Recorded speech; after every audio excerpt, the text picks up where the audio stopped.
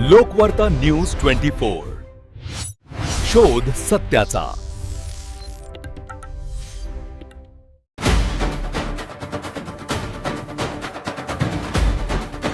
नमस्कार, आपलं नाव? बालाजी व्यंकटराव मुंडे. कसं झालं हे अपघात? म्हणजे साईडला कसं काय गेली गाडी? सकाळी स्लिप झाली गाडी, समोरून ऑटो आणि एक पिकअप येऊ लागतं. हां, त्याच्यावर एक साईड खाली उतरलो. खाली उतरल्यामुळं डायरेक्ट गाडी खाली रोडवर आलीच नाही, डायरेक्ट घसरत स्लिप झाली. बरं. काही जीवितहानी वगैरे काही? जीवितहानी काही नाही. कुठल्या डिपोची आहे? मुख्य टिपी बरं. कोणाला काही धक्का वगैरे काही झालं नाही? काही नाही. वेळ प्रसंग सावधान तुम्ही व्यवस्थित सांभाळून घेतले म्हणा की. हो सर. बोला आपलं नाव? मी रुपेश वेणेकर बोलतो, उतरांबादचे राहणार.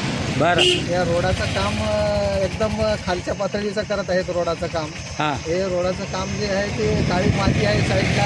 त्याला एका बाजूचं काम जे क्लिअर करत नाहीत ना, दुसऱ्या बाजूचंही क्लिअर करत नाहीत. फक्त उकरून टाकून देऊन काम पळवायचं काम चालू आहे यांचं. त्याच्यामुळे गाडी खाली घसरून आज हैदराबाद गाडीचं हे दृश्य बघायला मिळालं. समजा ॲक्सिडेंट होता वाचलेलं आहे हे. त्या रोडाच्याच कामामुळे हे असं चिखल माती हे एकदम चिखलचं काम चालू आहे. नुसतं चिखल आहे, ते काढून मुरुम टाकायचं काम करत नाहीत. एकदम मातीचं आणि चिखलाचंच आहे. समजा ते जे गुंठेदारचं काम आहे ते चांगलं काम चालू नाही. त्याच्यावर थोडं पाहणी करावी, गाडी घ्यायला पाहिजे. काय मागणी आहे तुमची? ते रोडाचं काम चांगल्या पद्धतीनं व्हायला पाहिजे. पुलाचे काम अगोदर व्हायला पाहिजे. पाऊस पडल्यानंतर पुलाचं पाणी उलावून जातं, पुला पलीकडे जायला येत नाही. तर पुलाचे काय पूर्ण काळी माती आहे बघा, पूर्ण काळी माती आहे. दाखवा. पूर्ण काळी माती आहे बघा. हे बघा, त्या कुठल्याही तरीकेचं काम झालेलं नाही. पूर्ण काळी माती आहे बघा. हे काढून पुरून टाकायला पाहिजे होतं, टाकलेलं नाही काही. पूर्ण काळी माती आहे पहा. पूर्ण काळी मातीचं काम चालू आहे. मुरुम आणि त्याच्यावर चांगलं मजबूतीचं मुरुम टाकत नाही ते. गुत्तेदाराचं काम म्हणून गाडी घसरली का? म्हणून गाडी घसरलेली आहे, खाली गेलेली आहे गाडी. त्या प्रकारे गाडीचं ॲक्सिडेंट होता वाचलेलं आहे.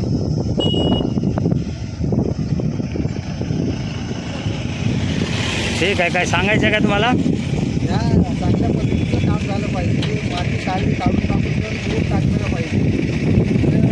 काम व्यवस्थित करून नागरिकांना सुद्धा मिळेल. नागरिकांना रस्त्याचं काम चालू आहे. या ठेकेदाराचं फक्त काम पळवायचं काम चालू आहे. अशा प्रकारचं माती टाकून मुरुम टाकायला पाहिजे साईडला. एक बाजूचं काम कंप्लीट झाल्यानंतर दुसऱ्या बाजूचं काम करायला पाहिजे. काम एकाच बाजूचं करत पुऱ्या काळी माती आहे ती. पुरा काळी माती आहे. काय आता कसं गाडी घसरली? माझं नाही समजा पुऱ्या काळ्या माती. बोला तुमचं नाव? मी पुंडलिक गंगाधर मुडे, देगलूर ते लातूर. हां, देगलूर ते लातूर पिकअप घेऊन सरकारला जातो आणि येतो. या रस्त्याचा प्रॉब्लेम, पाणी आला की काळी मात्यामुळं गाड्या स्लिप होऊ लागल्या.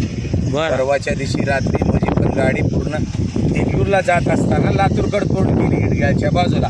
हां. त्या काळ्या मातीचा पुरा प्रॉब्लेम आहे. ही काळी माती पहिले त्यांना काढून टाकायला प्रॉब्लेम येऊ लागले म्हणून सांगा.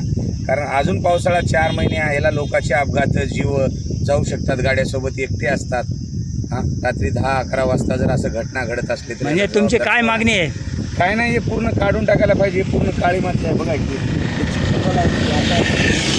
टेस्ट करायला लावा त्याला. हे बघा, हे चिखल काळी माती टाकले आहेत का? हां, काळी माती हे कुठं इकडल्या साईडला सुद्धा आहे का बघा की. हे रोडच्या बाजूला तर साईडला आहे फार चिखल. इथं पहा, इडग्याच्या नाल्याच्या अलीकडे पहा. नाही समजा हे. काळी माती काढून मुरुम गिट्टी भरायला पाहिजे. निरुम गिट्टी करून गाड्या तर कमीत कमी त्या गाड्याची दबेट झाली पाहिजे. लोकांचा जीव पूर्ण धोक्यात आहे.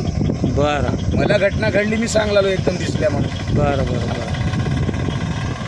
गाडीबद्दल काय बोलायचं आहे? गाडीबद्दल काय तीच प्रॉब्लेम आहे बघा की. टायराची लेवलिंग बघा फक्त. त्यानं काय ब्रेकवर पाय ठेवल्याबरोबर घसरले, काहीच प्रॉब्लेम नाही त्याला. फक्त नुसतं ब्रेकवर पाय ठेवलं तर नुसतं गाडी बघा ऑटोमॅटिक पूर्ण हे बघा ब्रेक आणि हे स्लिप व्हायचं कारण काळी माती. प्रॉब्लेमच नाही. मला स्वतःला घटना घडली सर. आता ह्यांच्या तर डोळ्यापुढे आले. माझं परवाच्या दिवशी रात्रीचं पाऊस पडलं तेव्हा पहिल्या पावसामध्ये. बरं, हां, ठीक आहे. ही काळी रोज फिरणारे हवा. रोज हे काळी माती काढण्यात यावं, त्वरित काढण्यात यावं. ते आहेत त्यांना सांगा. याच्यामुळं घटना घडत आहेत रोज. आणि त्वरित काढण्यात यावं आणि त्वरित मध्ये रस्ता चांगलं करून देण्यात यावं, गिट्टी आणि मुरुम टाकण्यात यावं. बरं, धन्यवाद. लोकवार्ता न्यूज 24. शोध सत्याचा.